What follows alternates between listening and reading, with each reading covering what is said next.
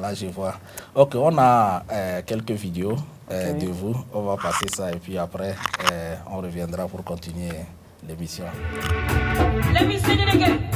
People say they love me, but then they still with me. They beg you for free, they promise to me. They left me when I needed the most. But I found your love, Jesus. I'm thankful and impressed of your love you care for me. It's good. I cannot depart from it. I want to stay in your presence. You inspire me and I'm blessed. Hey, hey, hey, hey. Ok, là c'est bien. Bon, nous venons de visualiser votre vidéo. Et bon, ce que j'ai remarqué, c'est en anglais que vous avez chanté. Bien sûr. Vous pouvez de Love Me. So, pourquoi le choix de la langue anglaise? Parce qu'on vit ici ou bien? Bien sûr, parce que nous sommes dans un pays anglophone Oui. et nous sommes africains, n'est-ce pas? La langue est un moyen d'inclusion, en fait. Voilà. Je pense que si nous voulons que des personnes telles que les anglophones, les Américains et autres s'intéressent à ce que nous faisons, nous devons briser la barrière du langage. Voilà. Nous devons pouvoir communiquer avec eux, leur dire ce que nous faisons. C'est seulement par la langue qu'on peut le faire. Voilà. Donc c'est pour ça que j'ai décidé de chanter certaines chansons en anglais, d'autres chansons en français. Ouais, parce que oui, je sais que c'est parce que vous vivez ici, vous avez, bon, du moment où vous venez d'un pays francophone, bien bon, je sais que la langue anglaise elle est universelle, mais bon, c'est plus parlé ici aux États-Unis. Oui, c'est vrai, c'est vrai. Mais de plus en plus quand même de personnes parlent l'anglais en Côte d'Ivoire. Et très souvent, ce que je fais, il y a certaines de mes chansons que je fais en anglais et que je traduis en même temps en français. Donc je chante une partie en français et une autre partie en anglais. Là c'est bien, là c'est bien. On a une autre vidéo, une petite vidéo là. Ils vont passer ça et puis on va donner la parole à Madame Maounion.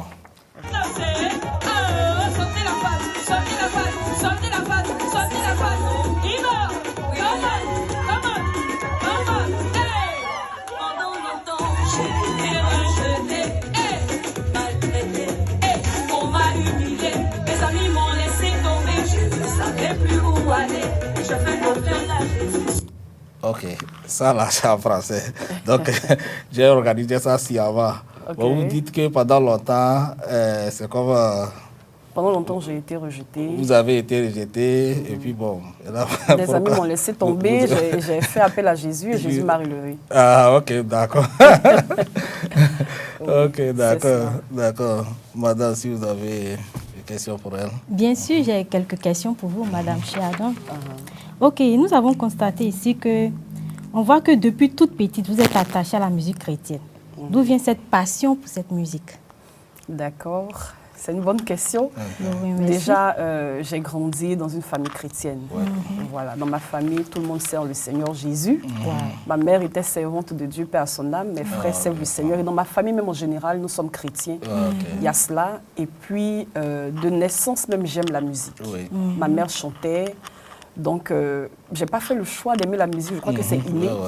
Voilà. Et donc, comme je suis chrétienne, donc du coup, je me suis focalisée sur la musique chrétienne. Mais j'aime la musique en général. Voilà. Donc, la musique chrétienne, c'est ce que j'ai choisi pour parler du Seigneur. C'est un moyen pour nous aussi d'évangéliser, emmener des âmes à Christ. Donc voilà, mon choix est parti du fait que j'ai grandi dans des valeurs chrétiennes. Et comme j'aime la musique, donc du coup, je me suis focalisée sur la musique chrétienne. Là, c'est bien. Ok, j'ai une autre question aussi. Comment se passent vos répétitions et enregistrements?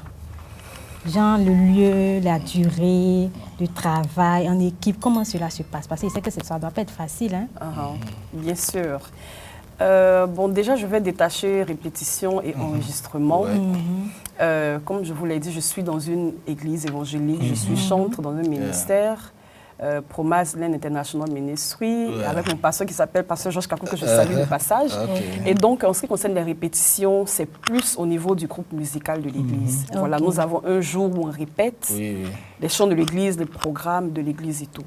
En ce qui concerne les enregistrements, là, c'est un peu c'est séparé. Ça concerne exclusivement ma carrière.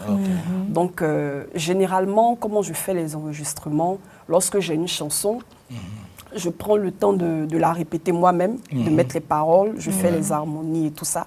Je chante la chanson moi-même, chez moi, en privé. Et lorsque ça make sense, comme les Américains disent ici, quand ça a un sens, il y a une logique et tout ça. Maintenant, j'entre en studio avec mon arrangeur, que je salue de passage, Danico, donc qui est arrangeur ici à New York. On le salue, yes, on salue Dani.